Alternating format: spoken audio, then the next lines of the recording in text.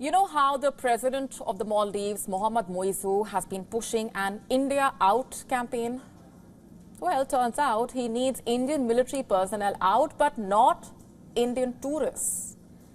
He is willing to fray diplomatic ties with India, but does not want to miss out on tourism profits. Basically, he wants the best of both worlds. If not, then what explains this?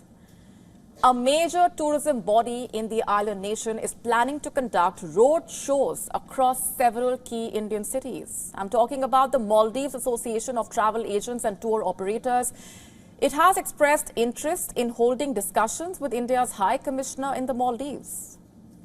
The tourism body now wants to explore ways to boost travel and tourism cooperation with India. In a statement, it said that India remains a crucial tourist market to the Maldives.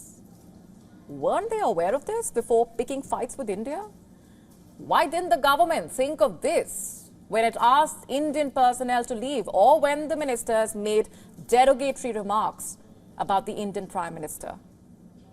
You see, the Maldives is facing the consequences of its own actions. It started a diplomatic spat. 3 deputy ministers, remember, hit out at the Indian Prime Minister after he shared pictures from Lakshadweep. Naturally, Indians decided to pull back. After all, who would bear such disrespect? They dropped their plans to visit the Maldives. And this, by the way, included multiple celebrities and public figures. For a long time, Indians have been among the top visitors to the Maldives, but now the number of Indian tourists going to the Maldives has slipped to the 6th position. In the last 3 years, an average, more than 200,000 Indians visited the Maldives annually. This was the highest from any country post-COVID. Let's just take a closer look at the numbers here. In 2023, almost 210,000 Indian tourists flocked to the Maldives. In 2022, the figure stood at 240,000. In 2021, it was 211,000. But so far this year, a little over 37,400 Indians have visited the Maldives. This is far less as compared to similar months last year. 33% less, to be specific. And the decline has been sudden, by the way, and it has happened only after the Maldives decided to spoil its relations with India. What can the island nation do now? Because the tourism decline would only get worse, and the Maldives has a lot to lose.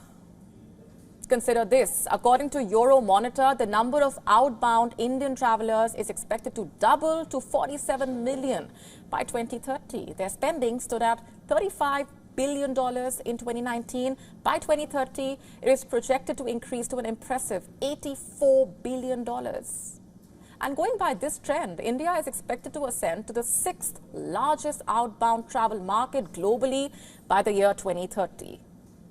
So if India's influence in global tourism is going to grow to this extent, can the Maldives really afford to miss out? Absolutely not. The Maldives tourism sector is the main driver of its economy, remember. So maybe it should consider making amends with India and hope for tourists to return. And it seems the island nation is doing exactly that, or is trying to. One of its biggest tourist bodies is trying to appease India. Even President Muizzu is loosening his anti-India stance, it seems. Recently, he heaped praise on India for implementing the greatest number of projects in the Maldives, even called India the Maldives' closest ally.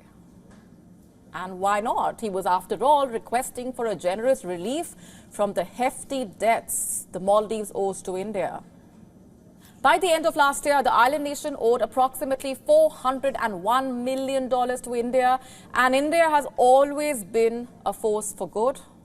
In fact, last week, the Indian government approved export of various essential commodities like eggs, pulses, rice, wheat, sugar, at the request of the Maldivian government. The approved quantities were the highest in the last 40 years, despite the diplomatic ties being at their lowest. Maldivian Foreign Minister Musa Zamir publicly thanked the Indian government for its gesture. And just 2 days ago, Indian Prime Minister Narendra Modi extended warm greetings to Muizzu on the occasion of Eid. You see, India has only been generous towards the Maldives. It continues to do the same. And Muizzu, despite his anti-India stance, is often left with no option but to come begging for help. To stay up to speed with the latest news, download the WION app and subscribe to our YouTube channel.